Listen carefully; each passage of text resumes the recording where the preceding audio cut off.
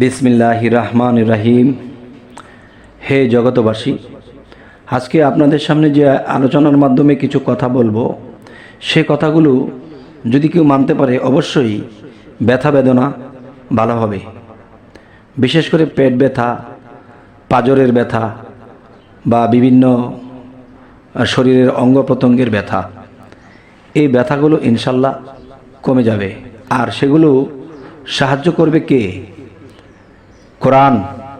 আল্লাহ যে কোরআন আমাদেরকে দিয়েছে, এই কোরআনের মধ্যে যে কিছু পরিচিত সূরা আছে, সহজভাবে সকলেই পড়তে পারে, সেই কোরআনের সূরার মাধ্যমে আপনার এই শরীরের সুস্থতা এনে দেবে স্বয়ং আল্লাহ।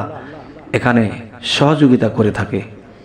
আল্লাহ বলে যারা ডাকে, আল্লাহকে যারা বিশ্বাস করে এবং আল্লাহকে যারা ভালোবাসে, তাদেরকে হয়তো আল্লাহ একটু কষ্ট দেয়, কিন্তু আবার একটা ওসিলা দিয়ে আল্লাহ তাদেরকে ভালোও করে।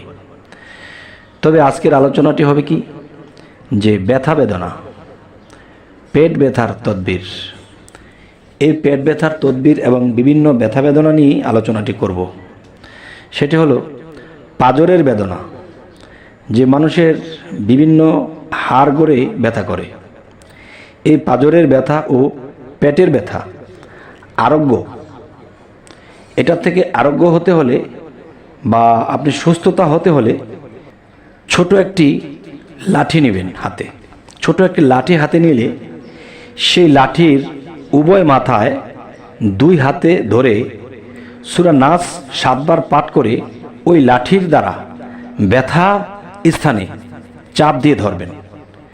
তবে একটু জোর করে চাপ দিয়ে ধরতে হবে।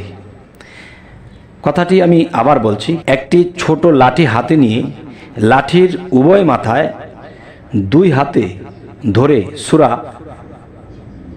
নাস 7 বার পাঠ করিবেন এবং ওই লাঠির দ্বারা ব্যথার স্থানে চেপে ধরবেন এবং খুব সজোরে চেপে ধরার পর ব্যথা অন্য অঙ্গ প্রত্যঙ্গে স্থানান্তর হতে পারে। এইভাবে সেখানে লাঠি চেপে ধরবে, ইনশাল্লাহ বেদনা দূর হবে। অথবা রোগীকে উপর করে শোয়ে অজু সহকারে, মানে নিজেকে একটু পবিত্রতাই রাখতে হবে, অজু সহকারে সূরা ইখলাস 40 বার পাঠ করে তার উপর ফুঁক দিতে হবে।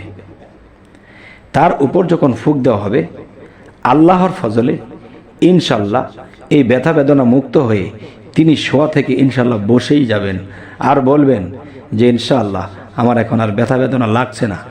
তাহলে বলবো কি, সূরা নাস এবং সূরা ইখলাস।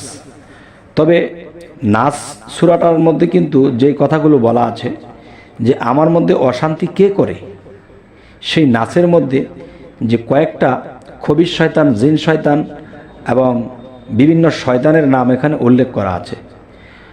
ওইগুলো লাঠির আয়গাতে দিয়ে যখন রোগীর সেখানে ডলা দেওয়া হবে এবং 40 বার সূরা ইখলাস পাঠ করা হবে, তখন ইখলাসের যে একটা পাওয়ার বা আল্লাহর যে একটা নূর, এটার যে একটা ওজন, তখন সেই শয়তান যে আমাকে কষ্ট দিয়ে রেখেছে সে এখানে থাকতে পারবে না, সে চলে যাবে। তখন রোগী সুস্থ হয়ে উঠে বসে যাবে। আলহামদুলিল্লাহ।